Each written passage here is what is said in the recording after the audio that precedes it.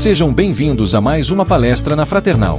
Hoje recebendo o palestrante, Eduardo Gianelli, com o tema Causas Anteriores das Aflições. Rádio e TV Fraternal sempre em sintonia com você.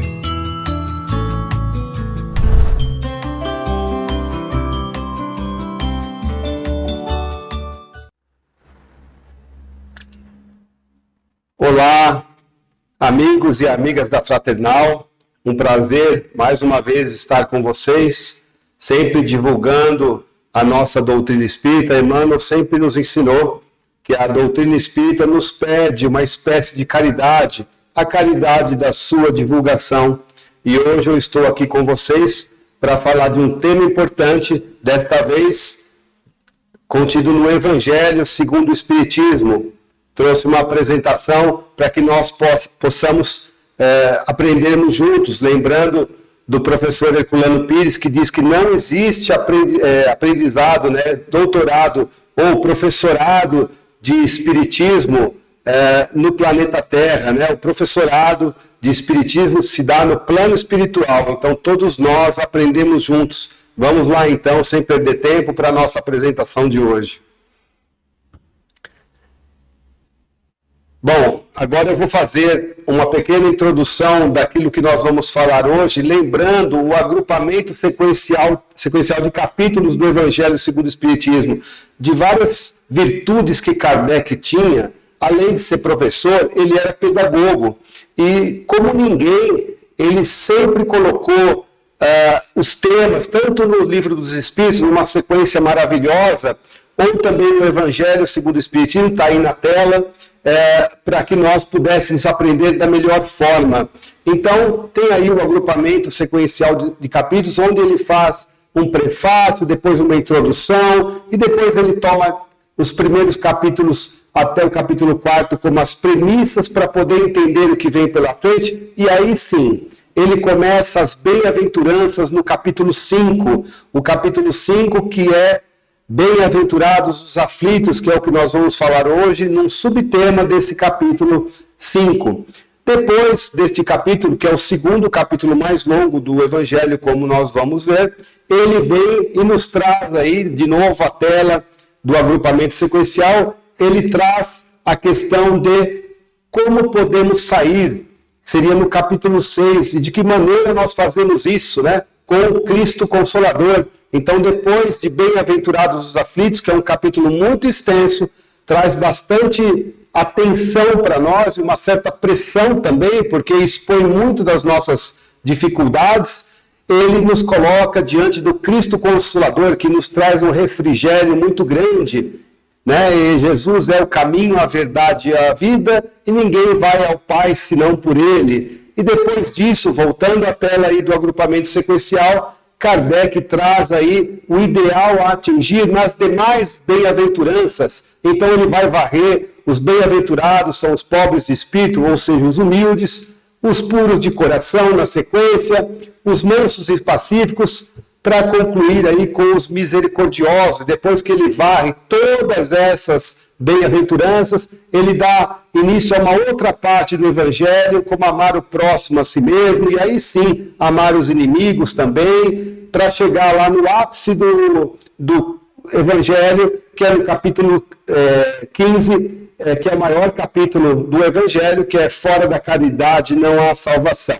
Mas é apenas para dar aí um pitaco, uma apresentação do que nós vamos falar hoje, Nós vamos falar hoje de um tema que tem tudo a ver com a reencarnação, a questão de nós reencarnarmos, Então vamos lá, voltando para Bem-aventurados os aflitos, que é no capítulo 5. Nós temos nesse capítulo a questão aí da justiça das aflições. Inaugura-se o capítulo falando dessa questão de Bem-aventurados os aflitos, porque eu vos aliviarei. E nós temos aí a questão também das aflições. Vamos tratar inclusive do tema hoje, justiça das aflições, como uma das coisas a serem estudadas neste capítulo. E a questão da aflição, vocês leem comigo aí que há uma oportunidade, é isso que nós precisamos entender sobre a aflição.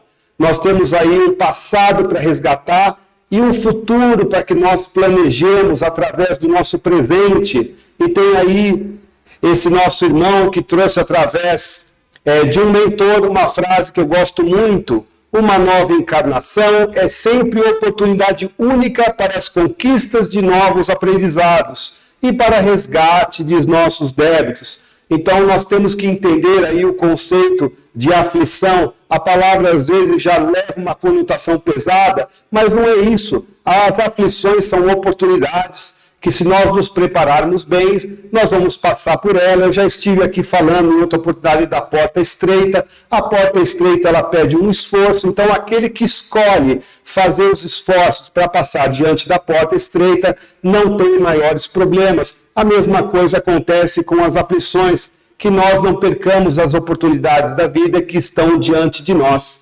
Mas aí agora sim, adentrando bem nesse capítulo 5, bem-aventurados os aflitos, que ele diz como estamos.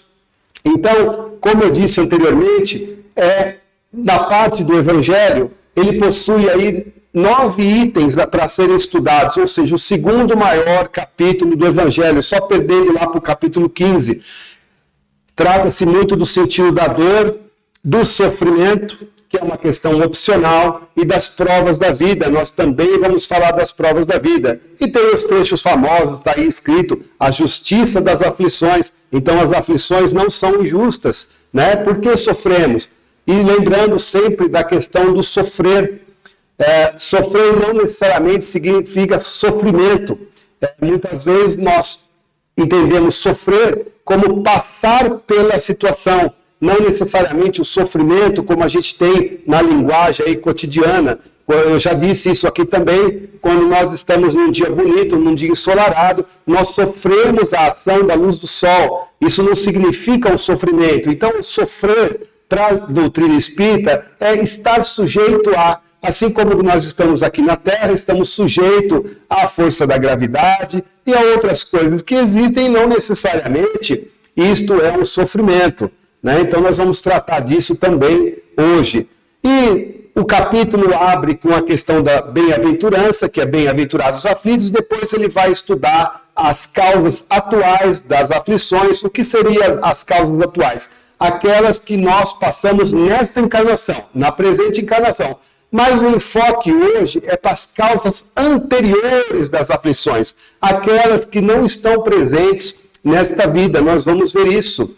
E eu também já estive aqui uma vez falando do esquecimento do passado, que é providencial, que ele está ligado à questão aí de nós podermos enfrentar estas causas anteriores das aflições. E o capítulo também traz os temas difíceis, como o suicídio e a loucura, que precisam ser encarados de frente, com bastante estudo, bastante discernimento, bastante reflexão.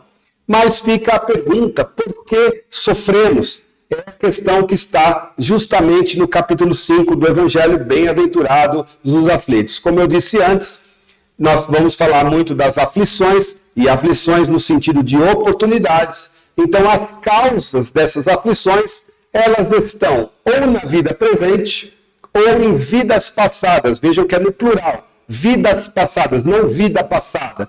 Nós podemos ter em várias vidas anteriores algumas aflições que nós ainda temos que reparar na vida presente. Então, para fazer um pequeno pitaco aí nas causas atuais das aflições, que é aquilo que nós passamos por causa desta encarnação presente, apesar de não ser o enfoque de hoje, eu faço a questão de ler um pequeno trechinho do Evangelho. As vicissitudes da vida são de duas espécies. Ou, se preferirmos, tem duas fontes bem diversas, que é importante distinguir. Uma tem sua causa na vida presente, está aí o codificador falando. Outras, além desta vida. O além desta vida não pode ser o futuro. Se não é o futuro, só pode estar no passado. Então, remontando às fontes dos males terrenos, reconhecer que muitos são consequência natural do caráter e da conduta daqueles que o suportam. Ou seja, aquilo que nós fizemos, nós vamos reconhecer débitos que nós temos e esses débitos hão de ser sanados. Voltando então à questão, sempre recapitulando, as causas das aflições são ou da vida presente ou das vidas passadas. E nós temos aí alguns itens para varrer, que eu faço questão da gente passar por todos os itens, são os itens de 6 a 10 do Evangelho neste capítulo. E o codificador coloca de maneira exemplar algumas partes do texto que eu peço a paciência de vocês para nós lermos juntos, que é muito importante. Ele fala da perda de entes queridos, que às vezes são arrimos, são o amparo da família. Ele fala de acidentes que nenhuma previsão poderia impedir, os reveses da fortuna. Ele fala dos flagelos naturais. Nós tivemos recentemente coisas acontecendo, inclusive aqui no Brasil. Não temos informação se é por causa de coisas presentes ou de coisas passadas, mas nós tivemos os flagelos naturais. As enfermidades de nascença, essas são as mais difíceis de compreender se você não levar em conta aquilo que o Espiritismo explica. As deformidades, a própria idiotia, que na verdade o nome idiotia é aquilo que Kardec falava em seu tempo, lá no francês do século XIX, e que nós entendemos como os transtornos mentais hoje em dia, as crianças que nascem com transtornos mentais, as crianças que desenvolvem em idade tão tenra os transtornos mentais. Então, Kardec ainda comenta sobre essas causas anteriores das aflições. Não podendo Deus punir ninguém pelo bem que fez, nem pelo mal que não fez, se somos punidos, é que fizemos o mal. Se esse mal não o fizemos na vida presente, só poderíamos ter feito ele em outra existência, em existência anterior. Também tomar cuidado com a que a gente lê, a questão da palavra punição. Nós vamos detalhar isso um pouco mais para frente. Punição não significa a pessoa sofrer indevidamente ou sofrer indeterminadamente. A punição ela até tem uma origem no latim, que é a questão da correção, da reparação. Toda punição no conceito até do direito, que nós vamos ver um pouco mais para frente, tem o caráter de corrigir, de reparar e nunca de trazer mal a ninguém. Como eu disse, esse assunto é muito relacionado com o esquecimento das vidas passadas, que nós já apresentamos aqui em outra oportunidade. Então nós trazemos débitos do passado, mas vem a bênção do véu do esquecimento e nos tira a recordação absoluta disso, pelo menos momentaneamente, para que nós não nos desestabilizemos e aí nós possamos passar pelas aflições, que são as oportunidades, sem podermos nos desagregar, sem podermos perder as chances da reparação e, consequentemente, da anulação dos nossos débitos pelos nossos próprios esforços, pelas nossas próprias ações. Então, como eu falei, esse item das causas anteriores das aflições, na verdade, são vários itens. Esse assunto ele está contido do item 6 ao item 10 do Evangelho. E eu começo com uma primeira reflexão do item 6, justamente aquilo que Kardec mencionou, a perda de entes, os acidentes sem explicação, flagelos naturais, revés da fortuna e as enfermidades de nascença, está até em vermelho, que são muito difíceis de serem explicadas se não tiver em conta aí a antecedência da alma. Como explicar isso, né? Nós vamos recorrer ao texto de Kardec, mas eu me faço valer aqui de uma figura que todo mundo adora, que é Bezerra de Menezes. Então, nós vamos nos valer desse texto dele. É nas mãos do Mestre que estão os desígnios da terra, Mestre Jesus. E ele ainda diz, não viverás nada que não seja para o seu crescimento espiritual. Então, tudo aquilo que nós estamos enfrentando, seja das causas atuais das aflições, ou seja, nesta encarnação, ou seja, de causas anteriores, encarnações passadas, tudo aquilo está acontecendo conosco, o acaso não existe para o nosso crescimento espiritual. E ele ainda nos diz, ele que é um dos pais da matéria, sobre a medicina maior, a medicina espiritual, ela controla todo o fluxo de saúde física e espiritual dos seus filhos terrenos, apenas nos convidando para que nós façamos a nossa parte. Eles sempre vão fazer a parte deles, e nós temos que fazer a nossa. Ainda trago para vocês mais um trecho de Bezerra que eu gosto muito, que tem a ver com aquilo que Kardec citou na obra da codificação. Cada pessoa na Terra tem um objetivo nobre a cumprir.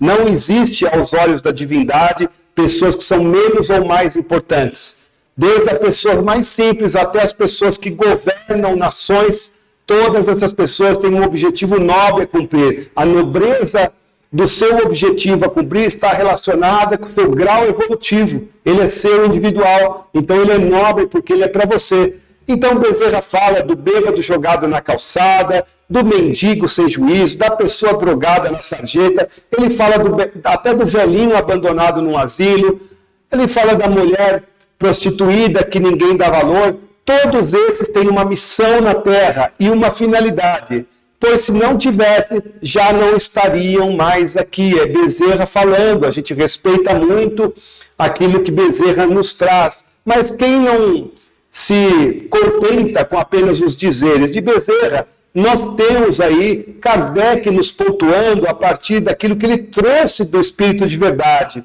Então Kardec afirma que problemas desta natureza, de todos esses casos que eu citei, que Bezerra nos traz, nenhuma filosofia pode resolver e nenhuma religião pode justificar se o espírito não for formado, ou seja, se ele, na verdade, for formado apenas a partir do seu nascimento. Se não levar em conta as reencarnações pregressas, nós não conseguimos resolver essa questão, não conseguimos explicar o que está acontecendo.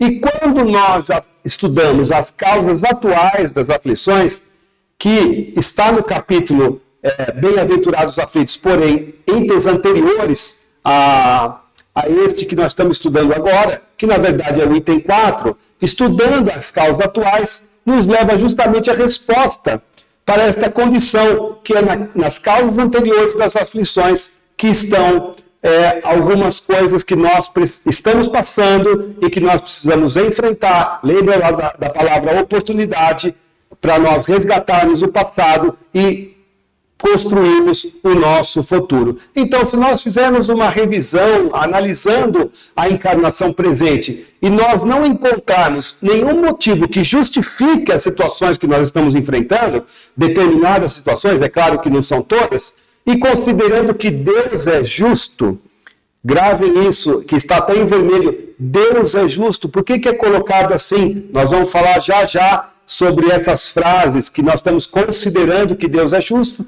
então há de se ter um motivo. Se não está na encarnação presente, ele só pode estar em encarnações anteriores, não necessariamente na última. Isso é muito importante também nós sabermos. Então, nós temos aí, nos valemos aí de uma das obras da codificação, que é muito pouco estudada, que é o livro O Céu e o Inferno, que no seu capítulo 7 fala da solidariedade entre as encarnações, no famoso Código Penal da Vida Futura, onde trata aí da justiça divina. E esse Código Penal coloca para nós no seu artigo 9º, são 33 artigos, hoje nós vamos falar desse 9º e de um artigo que eu gosto muito também, que é o 16º, mas aqui no 9º, ele aponta aquilo que é a solidariedade entre as encarnações. E ele diz assim: toda falta cometida, todo mal realizado é uma dívida contraída, que deve ser paga. Se não for numa existência, sê-lo-á na seguinte ou nas seguintes, porque todas as existências são solidárias umas das outras. Ou seja, existe uma calibração lá no planejamento espiritual, no planejamento reencarnatório, quando nós estamos na erraticidade. O que é a erraticidade? A erraticidade não é um lugar, é um período entre duas encarnações. E quando nós estamos neste período, nós programamos a nossa encarnação. E nesta encarnação seguinte, pode ser que nós venhamos a saldar alguns débitos, mas pode ser que não sejam todos. E normalmente não é, porque nós, encarnados no planeta de expiações e provas, temos muitos débitos. E outra coisa muito interessante, se nós cometemos 2 débitos em encarnações anteriores, um débito um pouco mais denso do que o outro, não significa que um seja primeiro que o outro para ser resolvido. Não existe essa necessidade, isso não é providencial. Providencial é que o Espírito, ao reencarnar, ele dê conta das suas provas e das suas expiações. Então, tudo isso é calibrado para que o Espírito, quando encarnar, ele possa dar conta daquilo que ele vai passar. Ele possa enfrentar as aflições da vida, seja das causas atuais, são as provas, ou seja, das causas anteriores, que são as expiações. Nós vamos falar um pouquinho sobre expiação, de uma maneira satisfatória, vencendo sempre, tendo as ferramentas que nós temos para poder passar por tudo isso e seguir em frente. Então, sobre essa reflexão que eu pedi, de como explicar, nesse planejamento, nesse aspecto reencarnatório, percebe-se um balizamento para indagações que aparentemente parecem injustas e sem causas. Se nós analisarmos a encarnação presente e não encontramos razão, isso aparentemente é injusto e sem causa. Mas todo efeito tem uma causa.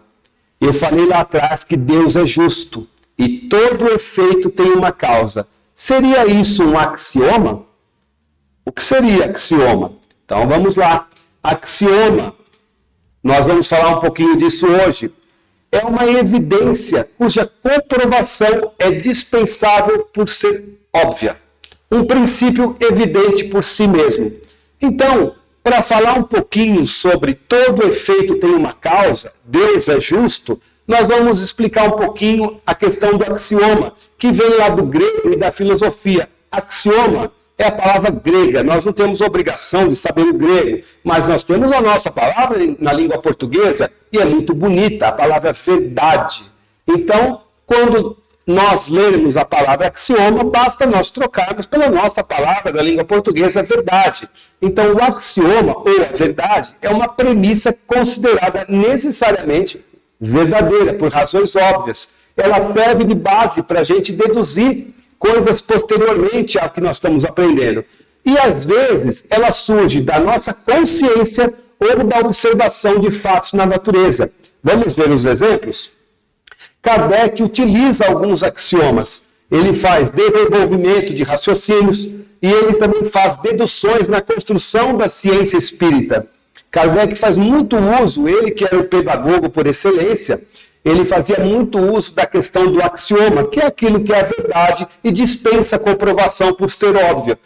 Vou dar dois exemplos. Em A Gênese, lá no comecinho da Gênese, logo no primeiro capítulo, logo no item 3, ele fala da existência de Deus. Então ele diz assim: outro princípio igualmente elementar, e que de tão verdadeiro passou a axioma, é a de que todo efeito inteligente tem de decorrer de uma causa inteligente.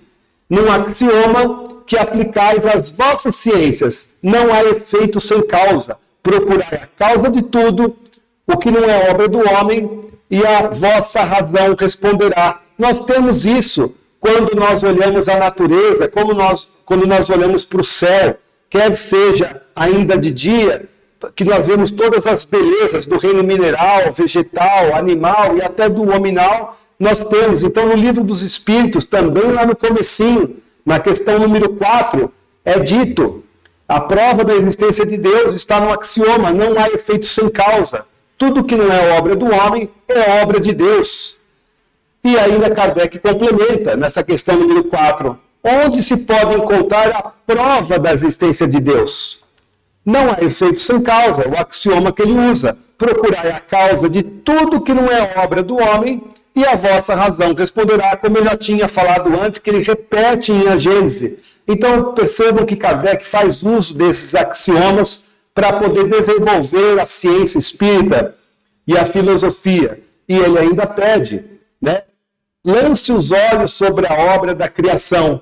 O universo existe. Ele tem, pois, uma causa. Ele ainda diz depois que acreditar que o nada possa ter feito alguma coisa é um absurdo. E por isso que ele coloca aí a comprovação da existência de Deus. Então, passado isso, a questão dos axiomas, E por que eu trouxe isso? Nós voltamos àquela primeira reflexão.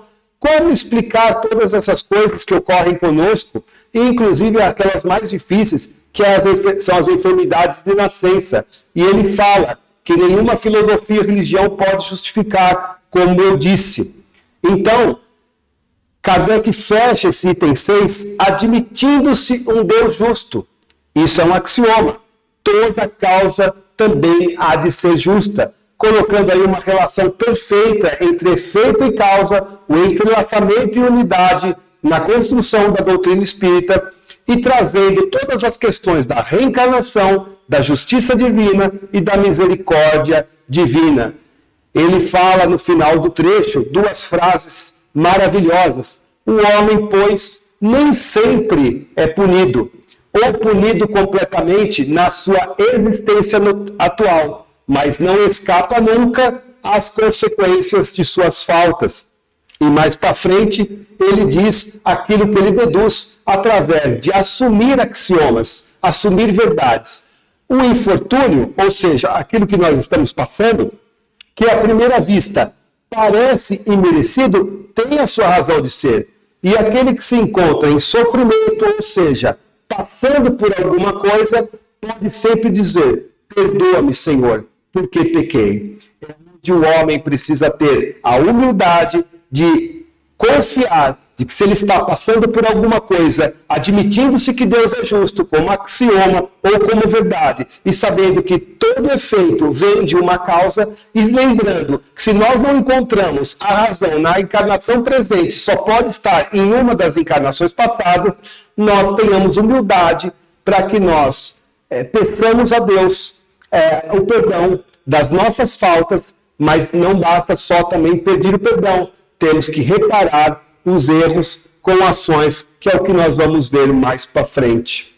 E aí o Kardec entra no item 7, onde ele vai falar sobre um conceito que é muito usado na física, aquela física que a gente aprende normalmente no ensino médio, nas escolas, que é o conceito de ação e reação. Então nós vamos também ter isso muito colocado no mesmo Código Penal da Vida Futura que eu tinha falado antes. E aqui cabe uma reflexão, logo para esse item 7. O que leva Kardec a concluir esse item 7 assim, desta forma: se foi orgulhoso, poderá nascer em condição humilhante, em humilhante condição. Se foi avaro, egoísta, ou se fez mau uso de suas riquezas, poderá ver-se privado do necessário. E se for mau filho, poderá sofrer pelo procedimento de seus filhos, etc. Então, Kardec aqui faz uma questão, a lei da ação e reação. Mas antes da gente falar da lei da ação e reação, é importante nós entendermos que no Espiritismo não há determinismo. Então eu grifei aí, até com fundo amarelo, o poderá, porque isso é uma possibilidade de acontecer com o espírito na hora da reparação. Pode acontecer, não é dito que vai acontecer. Então não é um determinismo, é uma das formas que podem acontecer para que o espírito salde seus compromissos. Nós precisamos lembrar sempre, e a língua portuguesa é muito rica, que nós prestemos atenção naquilo que nós estamos lendo. Há pessoas que dizem, e há algumas casas espíritas também, às vezes, onde infelizmente o estudo ainda carece um pouco, a pessoa sai na internet, nas redes sociais, dizendo se a pessoa teve uma vida de um jeito A, ela vai desencarnar do jeito B, e que é pior, vai reencarnar com a condição C. Isso não é uma verdade. Existem possibilidades de acontecer aquilo que esses irmãos ou irmãs estão falando, mas quem determina isso são os espíritos superiores. Então nós, como encarnados, na condição que nós estamos, nós temos que saber quais são as leis de Deus e o que existe na obra da codificação. Nós não temos que ficar adivinhando nada e fazendo tabelas que valham para todo mundo, porque isso é muita, inclusive, falta de responsabilidade. É uma grande irresponsabilidade apontar esse tipo de coisa. Nós temos o caso, por exemplo, da Dona Ivone do Amaral Pereira, muito famosa, que nos encheu aí com a sua obra maravilhosa, no tocante aí ao difícil tema do suicídio, e ela que conta nas suas obras, na sua obra Memórias do Suicida, que ela havia sido um espírito que atentou contra a própria vida. Quando ela voltou, ela não voltou na condição de acontecer alguma coisa com ela, ou voltar com uma deformação física, nada disso. A misericórdia divina e também a justiça divina trabalharam juntas e, através de uma mediunidade concedida, trouxe para ela uma missão enorme de trazer para todos o esclarecimento sobre o erro grande que é o espírito encarnado atentar contra a própria vida. Então perceba que não existe essa determinação, esse determinismo para que algo aconteça. Então o que Kardec diz aqui é claro que, dependendo de algumas condições, podem ocorrer outras no tempo do espírito que vai reencarnar. Então, como eu disse, depois de explicar essa questão que é muito importante de não haver determinismo, nós voltamos aqui à questão da lei de ação e reação. No mundo físico, nós temos as reações naturais aos atos que praticamos. Coloquei até um exemplo. Se nós colocamos a mão no fogo, nós queimamos, sentimos dor. Essa lei de ação e reação, que existe no mundo físico, e inclusive pertence à ciência física, que é aquela que a gente aprende no ensino intermediário, também atua no campo da moralidade. E na lei de Deus, que é as questões morais, nós temos que entender que a lei de Deus não é punitiva. Apenas ela diz que se ela for transgredida, a lei é reativa, ou seja, é uma reação natural. Então o que Kardec faz é nada mais do que destacar a naturalidade das reações ante as ações que nós praticamos. E aliás, isso vale para o mal, mas também vale para o bem. Se nós fizermos ações no bem, nós vamos ter reações também benéficas para nós, e isso é que nós precisamos pontuar. E outra coisa também muito interessante para pontuar é que a lei de ação e reação em nada tem a ver com a lei da pena de talião, olho por olho, dente por dente, que é inclusive citada bastante no Velho Testamento. Por quê? Porque lá no Velho Testamento, se você comete alguma coisa, as leis dos homens daquela época te colocam uma imposição para que você cumpra no olho por olho, dente por dente. Não há ninguém impondo nada, nenhuma coisa na lei de ação e reação que Kardec traz. A reação, ela é simplesmente natural às nossas próprias ações. Não há ninguém impondo isso para nós. Então nós somos os grandes responsáveis das ações que nos chegam. Então a lei de Deus, ela é sempre preventiva quando nós a observamos, mas ela também é reativa quando nós a transgredimos. Simples assim. Então, Kardec entra, depois dessas explicações, ele entra no item 8, e aí é uma coisa muito interessante. Há ou não imposição das tribulações da vida, daquilo que a gente precisa passar? E o Espírito de Verdade esclarece. As tribulações podem, olha de novo aí a possibilidade, não é determinismo, podem ser impostas a espíritos endurecidos ou extremamente ignorantes, para levá-los a fazer uma escolha com conhecimento de causa. Então, quando existem espíritos bastante endurecidos, inferiores, eles podem ter aí uma encarnação chamada compulsória, onde é colocado como se fosse na marra, mas na verdade é um termo que eu uso, porque na verdade isso é misericórdia divina, para que esse espírito volte à Terra, para poder sanar as suas faltas. Então, nós temos esse tipo de situação também como uma possibilidade e não determinação. Porque Deus não fica cobrando ninguém pelos seus erros. Isso é muito importante a gente voltar ao livro mãe da doutrina espírita, que é o livro dos Espíritos, na questão 621, a famosa questão 621, onde está escrita a lei de Deus. Aquelas que eu disse que não é positiva, que ela é corretiva na consciência. Então todos nós já temos as leis de Deus gravadas na consciência. Então Deus não fica cobrando ninguém pelos seus erros.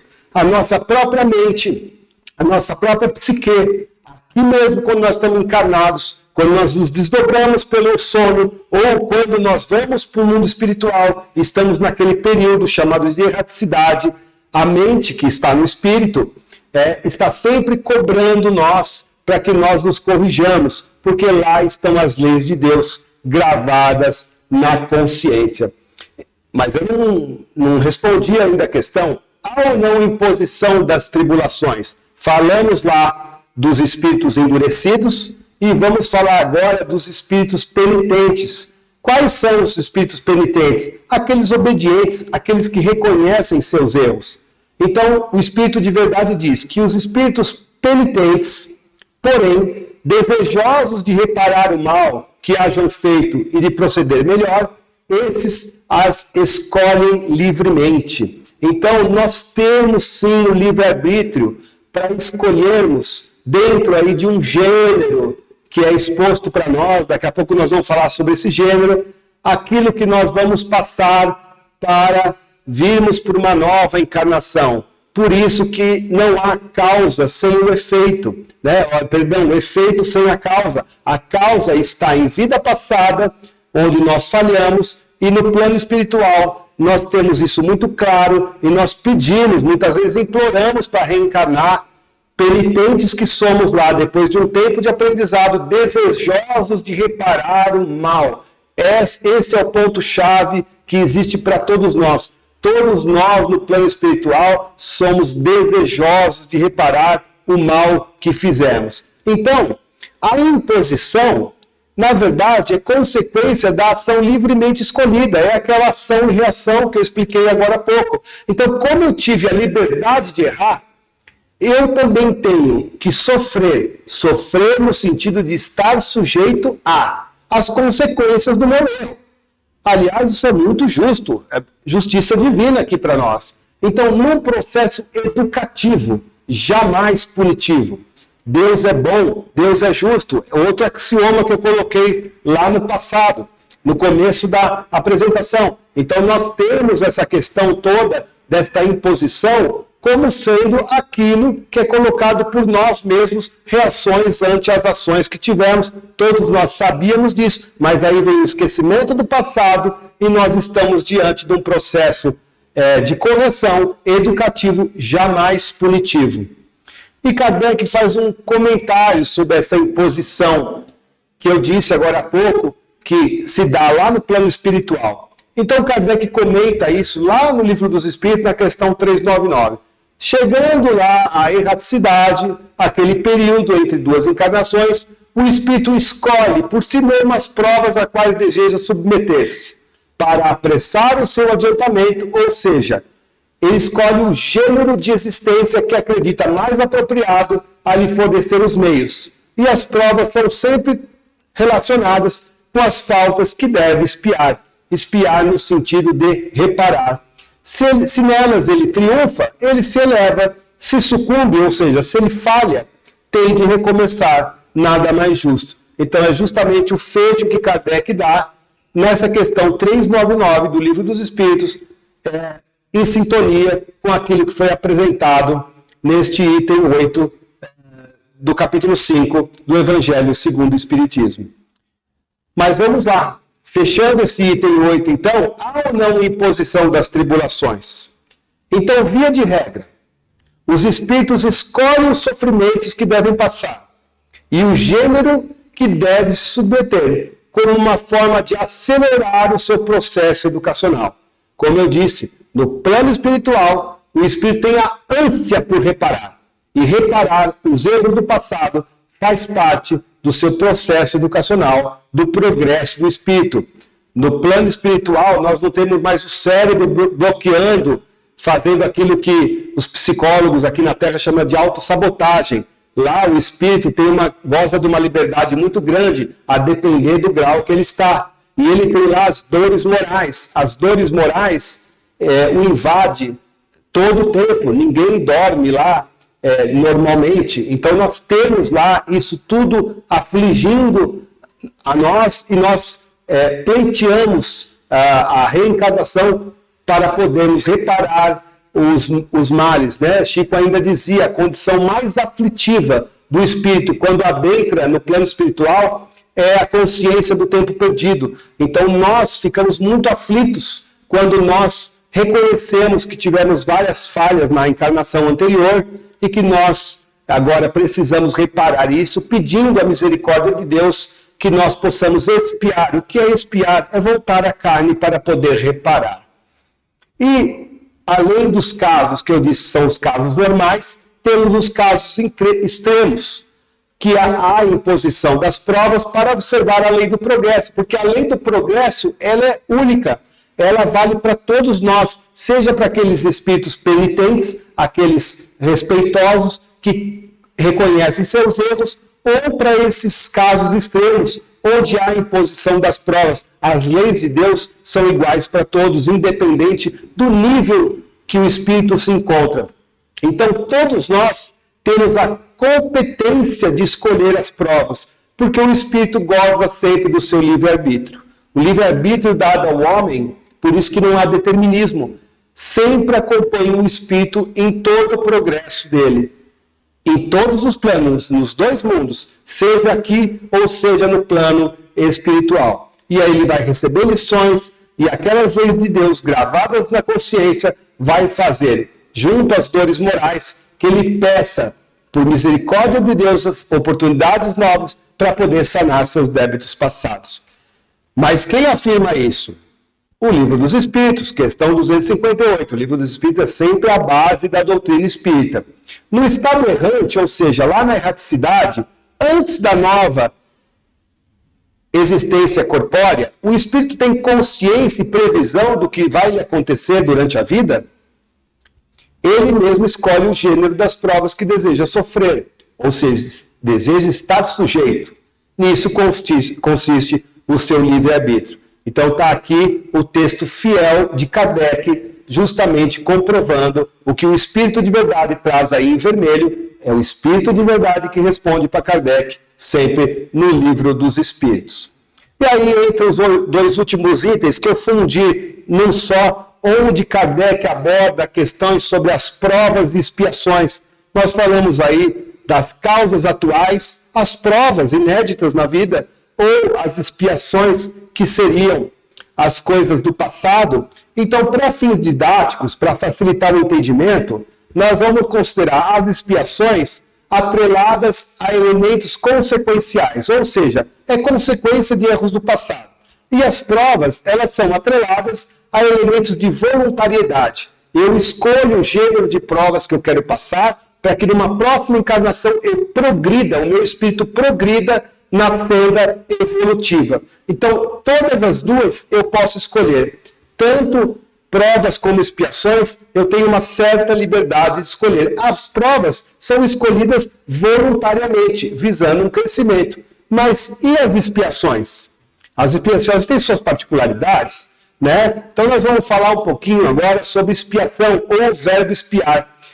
Isso é muito importante, porque no meio espírita é colocado como punir. Expiação não é punição. Expiação é simplesmente redenção. Nossos irmãos católicos falam muito em redenção, no processo remissivo. Inclusive, na oração do creio, que é lá na doutrina católica, eu creio na remissão dos pecados. O que é a remissão dos pecados? É você fazer a sua expiação, é você poder sanar os seus pecados. Nós não estamos entrando aqui naquilo que eles entendem sobre pecado, isso é deles, mas nós podemos usar a similaridade das palavras. A palavra expiação no meio espírita ficou marcada muito como uma coisa muito severa, e ela não é punição. Pra vocês terem uma ideia, na cultura judaica, nós temos o ritual da expiação. Aí sim é utilizada a palavra expiação. Por quê? Porque o objetivo da expiação, que não é jamais punição, é redenção, era para purificar. Paulo de Tarso teve que passar por isso, por uma purificação para poder se ajustar com os judeus de sua época. E daí surgiu a questão até do bode expiatório, O que é o bode expiatório? É aquele que em tempos passados, devido a uma falta de entendimento, de instrução, tem lugares do mundo que existe isso até hoje. Você faz a imolação de um animal, ou seja, você sacrifica um animal para que ele possa purificar os pecados. Isso é lá a história do bode expiatório, que para nós espíritas isso não faz o menor sentido, nunca fez.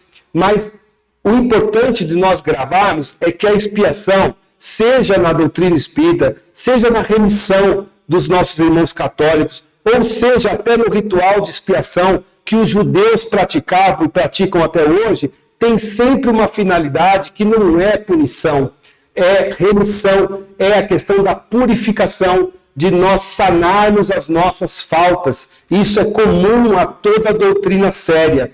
E isso faz parte também da doutrina espírita. Então, o objetivo da expiação não é punição, aquele sofrimento punitivo que muitas vezes é mal compreendido. Kardec chama isso de saber sofrer, um sofrer que seja para o crescimento espiritual, aquele que depura o espírito ou o perispírito para que vá para a sua causa evolutiva.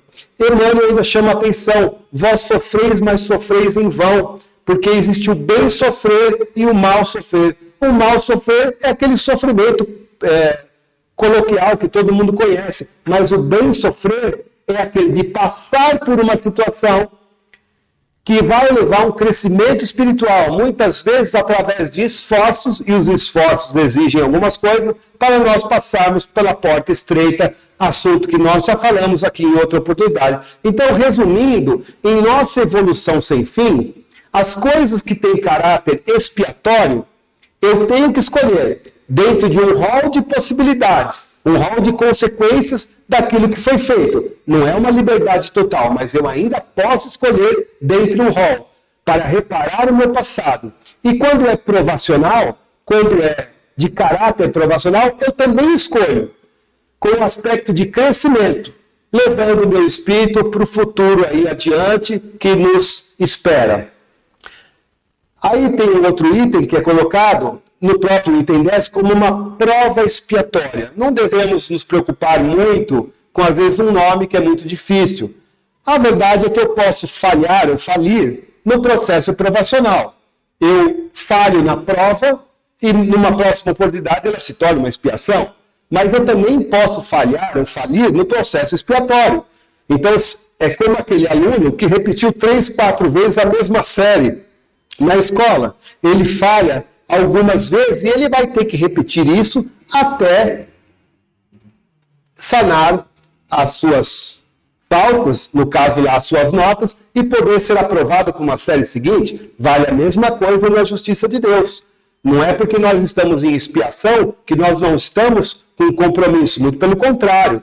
O Espírito já guarda dentro de si aonde ele errou. Então ele tem a oportunidade, mesmo que nas reminiscências que ficam, ele tem a oportunidade de acertar. Então nós precisamos fazer aqueles esforços para passarmos nas expiações, para não termos uma segunda expiação da mesma coisa, o que seria aí repetir na sua prova expiatória. Então a expiação pode ser imposta, a prova não. A prova é sempre uma questão aí de escolha do gênio para poder fazer o espírito crescer. Então toda prova, ela é um investimento no crescimento do espírito. Bonito isso, né? E é muito importante, nós não sabemos se algo que acontece conosco é prova ou expiação. É claro que, como eu disse lá no começo, se nós não temos muita noção se algo aconteceu nesta vida ou na outra, ou então, melhor ainda, se nós temos praticamente uma certeza de que não é nesta vida que aconteceu, só pode ser em vida passada, nós não devemos nos preocupar com isso, porque nós não temos nenhum equipamento para graduar algo como sendo prova ou expiação. Não é para nós ficarmos preocupados se é prova ou expiação ou se é uma prova expiatória. O que nós temos é que ter a confiança daquele Deus justo, olha o axioma, e que todo efeito vem de uma causa, outro axioma. Se não é desta vida, é de vidas pregressas, está explicado na doutrina. Porque a solução, o que é pedido para nós, é exatamente a mesma coisa. Aceite as suas provas, aceite provas expiatórias, as expiações da vida, aceitemos com resignação, que nós possamos passar por elas sem maiores problemas, fazendo os esforços necessários para passarmos pela porta estreita. Tem um caso provacional muito interessante, o caso do cego de nascença. Os discípulos disseram para Jesus: por que este homem nasceu cego? Foi por causa dos seus pecados ou por causa dos pecados dos seus pais? Naquela época, se acreditava que alguém pudesse herdar os pecados dos seus pais. E Jesus disse: nenhuma coisa nem outra, mas para nele se mostrar o poder de Deus. Ou seja, ele aceitou, aquele cego de nascença não tinha débitos do passado. E imagina, jamais tem a ver com a questão do que foram seus pais. O progresso do espírito é individual. Então, ali ele estava resignado, em resignação, suportando a prova, aceitando a prova para dar um passo a mais no seu processo evolutivo, fazendo o quê? Se mostrar nele o poder de Deus. O que é o poder de Deus? São as suas leis, a lei de evolução, a lei do progresso, que foi dado para ele uma oportunidade de ele nascer cego, talvez para desenvolver humildade, alguma coisa certamente útil vai ser feita desde que ele tenha resignação para poder avançar no seu processo evolutivo. E eu tenho para finalizar a apresentação de hoje algumas situações que eu coloco como perguntas. Se uma pessoa busca de maneira honesta, aqui está a chave, está até em letras garrafais, de maneira honesta, enriquecer e sair de uma situação de pobreza, ela está de alguma forma atrapalhando as provas que deveria passar durante a encarnação? Ou seja, se eu tenho numa encarnação uma prova que é a miséria ou a condição muito difícil, e eu busco de maneira honesta, ganhando no suor, no trabalho, lembra da lei do trabalho, enriquecer e sair da condição de pobreza, eu estou atrapalhando as provas da vida?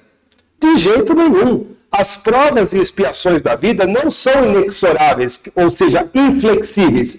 Nós somos filhos de Deus e nós somos criados para a felicidade. Então, as provas, elas vêm como uma alternativa para que nós, lembra do gênero, nós temos alternativas para evoluirmos, mas nós podemos mudarmos essas provas. Quando nós mudamos essas provas, fazendo coisas contrárias às leis de Deus, nós criamos débitos. Mas quando nós fazemos as coisas diante das leis de Deus, nós estamos evoluindo normalmente. Então, nós podemos fazer isso. E Kardec ainda coloca: se por acaso estiver doente, não procurará melhorar com medicamentos? Ou seja, nós não vamos procurar medicamentos para nós melhorarmos? Né? Chico tem o caso aí que ele disse no Pinga Fogo, no famosíssimo programa Pinga Fogo, lá de 1971, onde ele disse: a misericórdia de Deus é muito grande, as pessoas ficam preocupadas com a justiça divina, mas a misericórdia de Deus está sempre à frente.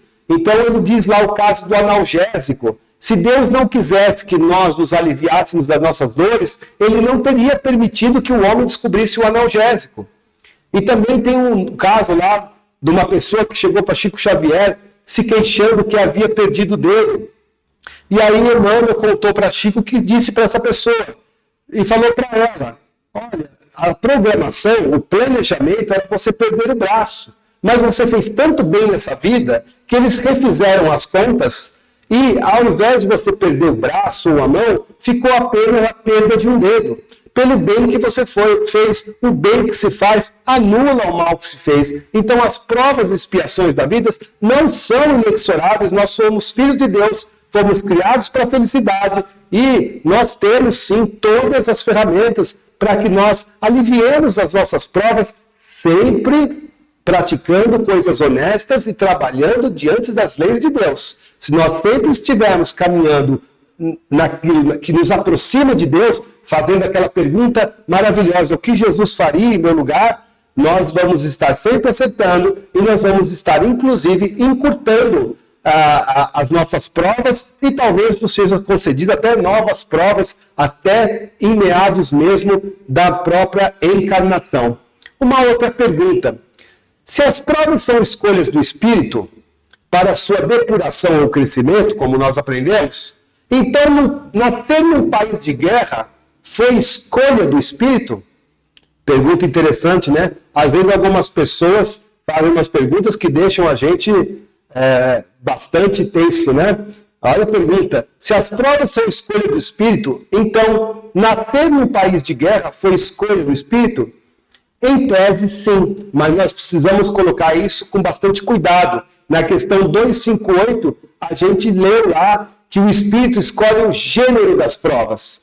E na 258, A, aqui está faltando A, é complementado. E aí o complemento é muito importante. Se o Espírito escolhe os gêneros das provas, todas as tribulações da vida foram previstas e escolhidas por nós, ou seja, o determinismo. E aí o Espírito de verdade responde: tudo não é bem a palavra. Escolhestes os grandes acontecimentos, os gêneros. Então nós escolhemos os grandes acontecimentos, os gêneros. As coisas pequenas são frutos do seu livre-arbítrio, que sempre nos é dado. Então, se gênero é igual a grande acontecimento e livre-arbítrio, os pequenos acontecimentos, nós podemos, por exemplo, exemplificando, gênero como sendo debilidade na saúde. Então, nós escolhemos um gênero, nós vamos ter uma debilidade na saúde. E as espécies, que são as doenças, são aquelas do livre-arbítrio do espírito. Mas, de qualquer maneira, todas as doenças estão dentro de um gênero, que é a debilidade na saúde.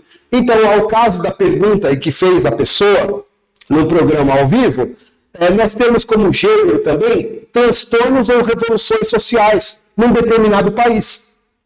Quais são as espécies? Nascer em um país com local de guerra, por exemplo, num país com guerras, que sempre está em guerra. Isso seria o livre-arbítrio, dentro de um gênero que seria transtornos ou revoluções sociais. Nós aqui, brasileiros, estamos num país que nós temos problemas, por exemplo, com corrupção, que é um transtorno social. A corrupção é um transtorno social. Talvez, de novo, pode ser que nós venhamos a ter reencarnado nesta nação, sob essas condições, para passar por determinadas situações, mas sempre são possibilidades, nunca determinismo. E lembrando sempre da questão do arrependimento, da expiação e da reparação, para fechar a nossa conversa de hoje, são as 3 condições necessárias para apagar os traços de uma falta e suas consequências, não interessando se isso é da atual encarnação ou da passada. Tanto que para a atual encarnação Jesus disse: vai e se ajusta com os seus opositores, com os seus inimigos, enquanto há tempo, porque quando adentramos no mundo espiritual, nós temos aquelas dores morais que nos pegam e depois nos fazem lá ter uma ânsia para reparar. Então, que nós reparemos antes. Eu li isso para vocês agora, vou ler para vocês agora uma coisa que eu já disse. A questão mais aflitiva para o espírito no além é a consciência do tempo perdido. E como última pergunta, a reparação, já que o grande objetivo é a reparação na justiça dos homens, é uma curiosidade também que muitas pessoas colocam no meio espírita, perguntando para nós que possamos responder essas questões. Então, temos que lembrar que a reparação na justiça dos homens acontece no âmbito da materialidade. Então, nós temos 3 níveis de sanções. Quem estuda lá direito sabe. A sanção administrativa, a civil e a penal. E uma não exclui a outra. Então, por exemplo, num crime ambiental, nós podemos sofrer ações das 3 esferas da justiça. Ou com multas, né, no caso aí da administrativa e da civil, ou a penal, que é a detenção por transgressão. Então, nós temos esses casos. E há os casos onde não há reparação de jeito nenhum, que é os casos, evidentemente, de homicídios. Né? A lei prevê apenas indenização, multa e a detenção. Isso na justiça dos homens, mas dar a César o que é de César e dar a Deus o que é de Deus. Na justiça dos homens, nem tudo é reparável. Na justiça de Deus, tudo é reparável, inclusive os crimes hediondos. Então, por quê? Porque não se mata o espírito imortal. Lá na justiça dos homens, chega-se à conclusão que tirou a vida da pessoa. A vida, para nós espíritas, é uma vida imortal. Ele tirou a existência terrena, mas não a vida. Então não se mata o espírito imortal. Ou seja, os reajustes vão vir no porvir, no futuro. E aí eu me valho do artigo 16º lá do Código Penal da Vida Futura. Aquilo que entrelaça tudo isso na lei de Deus, naquilo que tudo é reparável. O arrependimento é o primeiro passo para o melhoramento. O arrependimento sincero. Mas ele não basta. Seria necessário ainda a expiação. O que é a expiação? Estar sujeito às coisas, e a reparação efetiva. Porque, como nós vimos antes, eu posso falhar na expiação. Se eu falhei na expiação é porque eu não reparei. Então nós precisamos reparar efetivamente. Arrependimento sincero, expiação e reparação são as 3 condições necessárias para apagar os traços de uma falta e as suas consequências. A prosperidade do mal é apenas momentânea. Se ele não expiar hoje, expiará amanhã, ao passo que aquele que sofre está expiando o seu passado.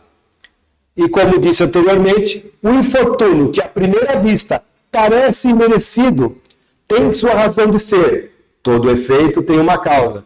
E aquele que se encontra em sofrimento, ou seja, passando por uma determinada situação, pode sempre dizer: perdoa-me, Senhor, porque pequei. O que faz Leon Denis a dizer que não há reparação sem arrependimento sincero. O arrependimento, o consentimento que vem na razão, leva inevitavelmente ao remorso, que é aquilo que vem no coração, e depois que leva à vontade de agir. Então, o arrependimento sincero, em binômio com o remorso, gera a vontade de agir. A palavra vontade aí é tudo. A vontade de agir, de reparar, que se dá pela expiação, aquela redenção ou remissão que nós explicamos anteriormente.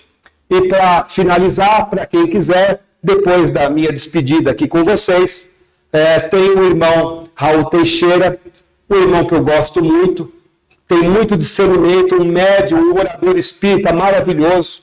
Ele vai falar alguns minutinhos sobre as aflições humanas em suas causas anteriores, que foi o tema de hoje.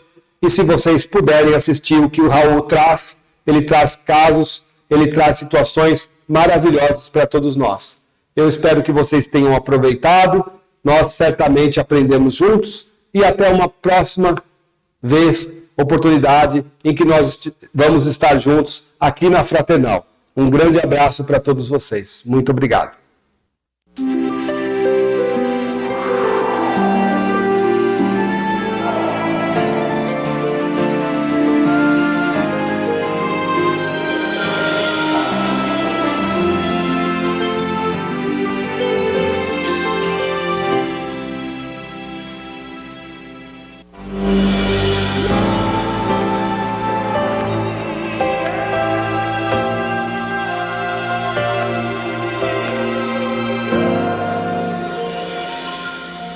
Há muitas coisas na existência que nos causam dúvidas curiosas. Há muita coisa que a gente não sabe de onde é que vem, por que acontecem, como é que ocorrem. Basta olharmos as nossas crianças. Desde novinhas, elas demonstram coisas curiosas para nós. Elas nos dizem coisas que nós nunca lhes ensinamos. Mas elas apresentam situações que nós nunca esperamos. Crianças que nascem microcéfalas, com crânio reduzido, macrocéfalas, com crânio ampliado. Crianças que nascem sem cérebro, anencéfalas. Crianças que nascem surdas, mudas, que ficam paralíticas, sem nenhuma razão exterior palpável. As mães fizeram pré-natais notáveis, sérios, com bons médicos, e os filhos nascem com lesões irreversíveis. Encontramos situações para as quais não vemos explicações imediatas na vida que temos. Por que é que nascem crianças em Nova York, em São Paulo, em Tóquio, que não lhes falta nada, e nascem outras em Serra Leoa, na Libéria, nos confins do Nordeste brasileiro, às quais falta tudo? Qual é a visão que temos dessas questões se considerarmos as leis de Deus? Por que é que Deus faz isto? Por que que nascem crianças com todas as possibilidades de se desenvolver e nascem outras para as quais falta tudo? As dificuldades homéricas para que se desenvolvam. Como é que nascem crianças ricas, poderosas e outras miseráveis, famélicas? Como explicar essas coisas? Essas crianças não fizeram nada para merecer isto. A voz popular diz que são verdadeiros anjinhos. E uma mãe retém nos seus braços um anjinho marcado por doenças incuráveis ou por doenças gravíssimas, tendo ela feito tudo o que era preciso fazer durante a gestação, tendo ela todo o amor do mundo para dar a seu nenê. O que é que acontece? Nós ficamos pensando nesses problemas para os quais nós não achamos explicações agora, nesta atualidade do mundo. Mas nem por isto eles são menos aturdentes. São situações grotescas mesmo. Como é que uma criança é violada? É violentada e morta. Como se justifica isto? Somente na fereza do adulto que fez? Como é que nós podemos justificar isto? Se consideramos as leis de Deus leis de perfeição. Isso faz com que muita gente estabeleça não crer mais em Deus, porque seria impossível admitirmos esse Deus justo, amoroso, bom, paternal, Pai de toda a humanidade, admitindo a unicidade das vidas. Nós chegamos na Terra uma vez só, vivemos na Terra uma vez só. Se for assim, a vida não merece ser vivida. Essa miséria toda que se espalha no mundo, ao lado dessa riqueza toda que o mundo guarda, Deus, de fato, não poderia existir. O que acontece é que às vezes nos falta esse olhar para compreendermos que nós não estamos na Terra por primeira vez nem pela última vez.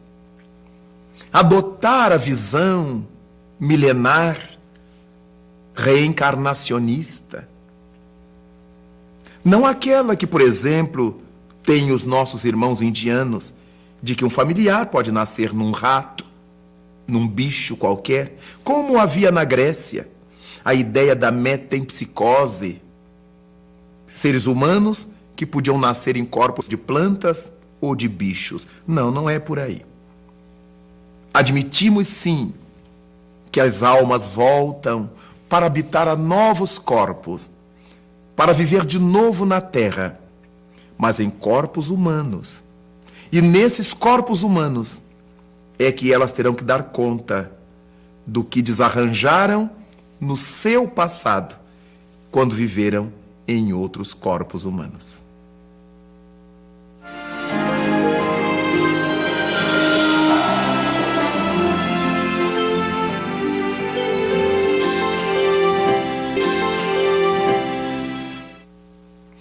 Diante dessas situações, temos que admitir que não existe uma única existência na Terra.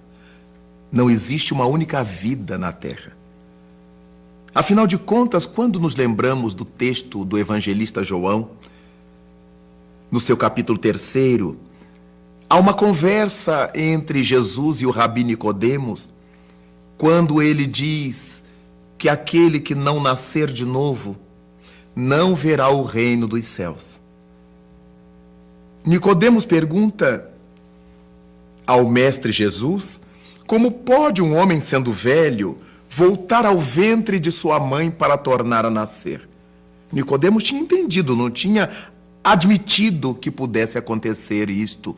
Como é que um homem velho, e Jesus Cristo lhe redargue, aquele que não nascer da água e do Espírito não verá o reino dos céus?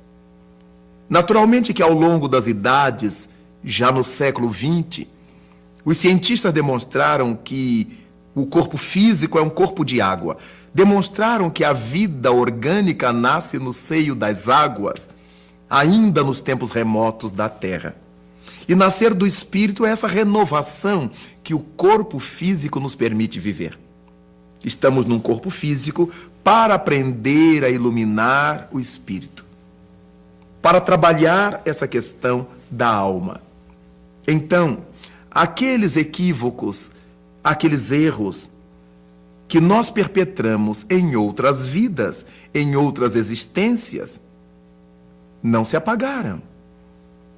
Mas não foi outra pessoa que viveu esse passado? Sim, foi outra pessoa, mas o mesmo indivíduo. A pessoa, a personalidade, é a máscara. Persona, do latim, quer dizer máscara, cara. Em cada existência nós mudamos de face, mudamos de cara, mudamos de persona, mudamos a personalidade.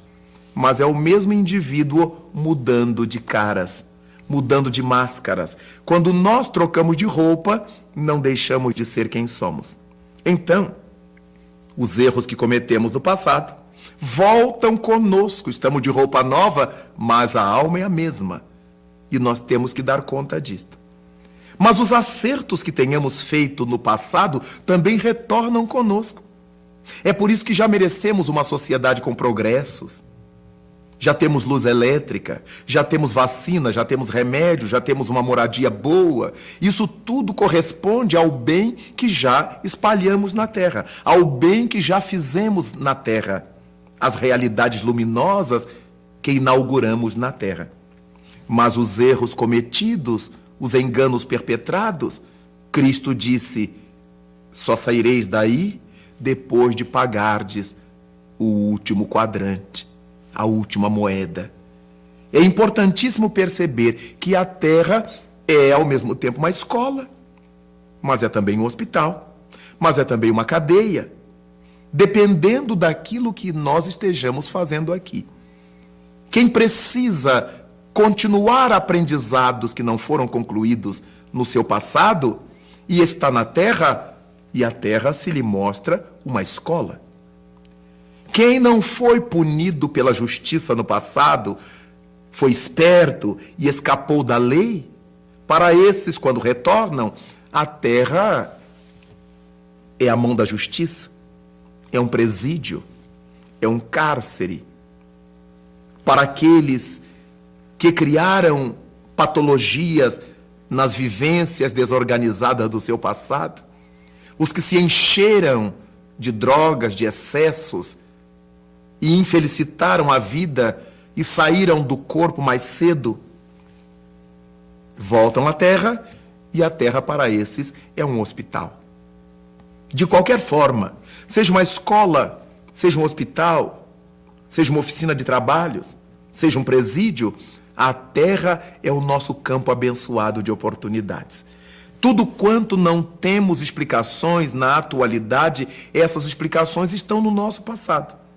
Nas coisas que fizemos, positivas ou negativas, no nosso pretérito.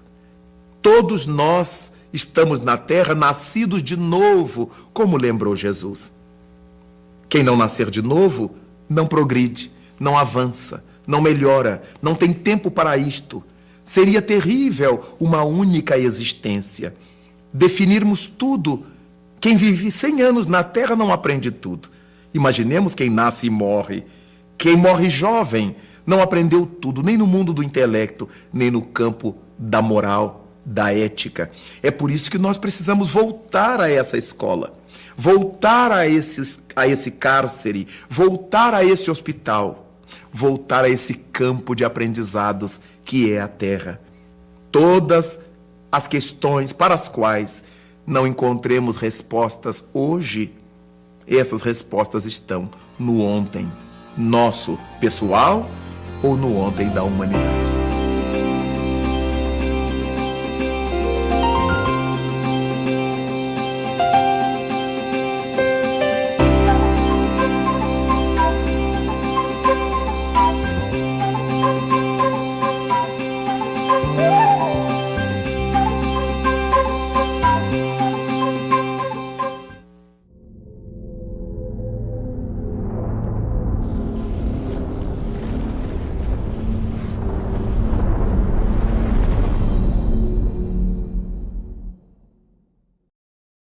Acabamos de apresentar mais um programa Palestra na Fraternal. Sempre uma palestra diferente com temas ligados à doutrina espírita. Assista pelo YouTube, pela TV Fraternal e também no Facebook.